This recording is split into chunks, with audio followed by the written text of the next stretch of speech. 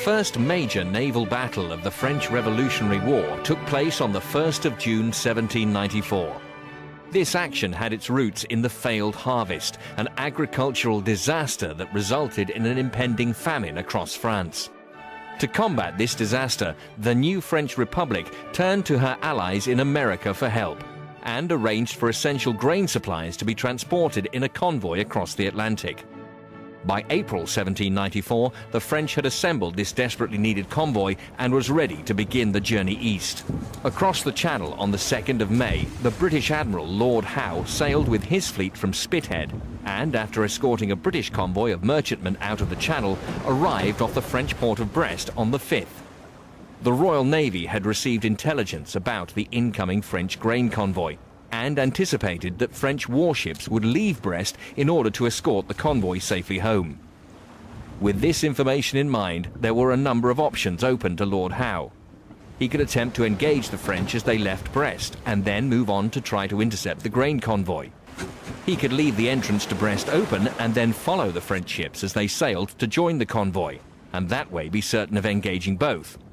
Or he could sail into the Atlantic and attempt to intercept the grain convoy before it had been joined by its military escort.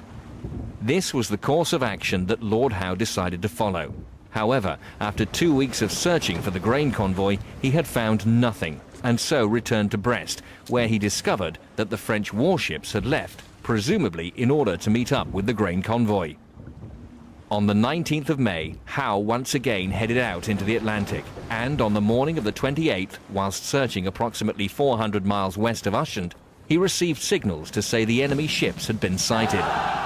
The admiral in command of the French warships was Villaret de Joyeuse, a highly experienced French naval officer, who, despite his royalist connections, had managed to survive the terrors that were sweeping through France.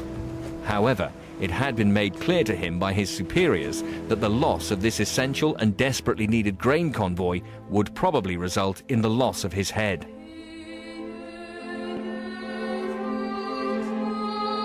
As the primary French mission was the safe arrival of the grain convoy, Admiral de Joyeuse began a ploy to draw the British away from these essential supplies using his warships as bait.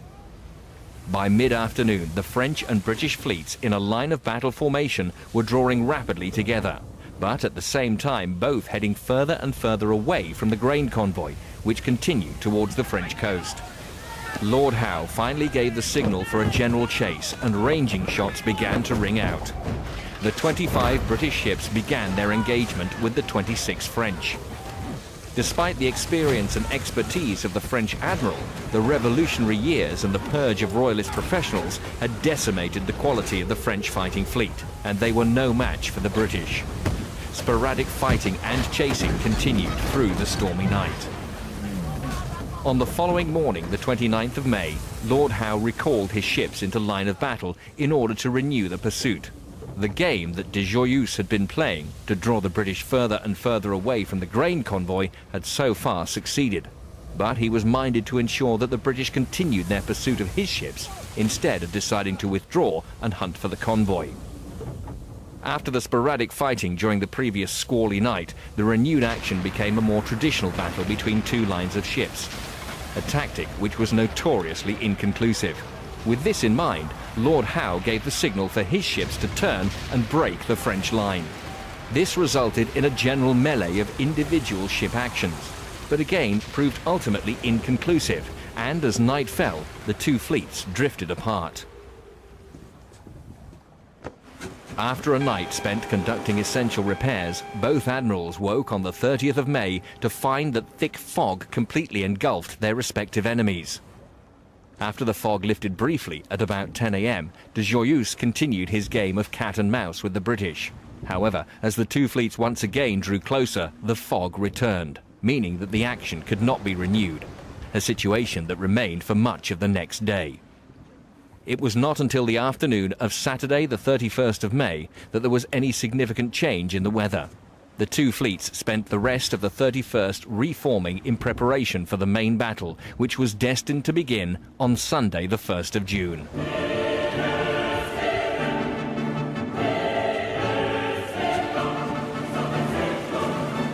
The morning broke with a fresh wind, and Lord Howe signalled to his fleet his intention to pass through the enemy line in turn in order to produce a decisive battle.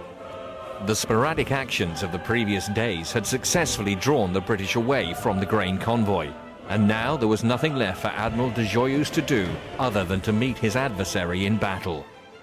As the British fleet bore down on the orderly French line, ranging shots began to ring out until eventually the two fleets collided and broadsides were exchanged. Despite the best of intentions, not all British ships were successful in breaking the French line, and so the action was ultimately not the decisive battle that Lord Howe had desired. After the battle, the two ragged fleets began to drift apart. For the loss of no British ships, the French had lost 7, 6 captured and 1 sunk. The mission of French Admiral Villayer de Joyeuse to ensure the safety of the grain convoy, due to his bravery and cunning, had been an outstanding success. Lord Howe and his fleet had been drawn away from the greater prize. However, the statistics of 7 French ships lost for no British losses was more than enough for the British public to claim Lord Howe's action as a brilliant victory, and as such named it the Glorious 1st of June.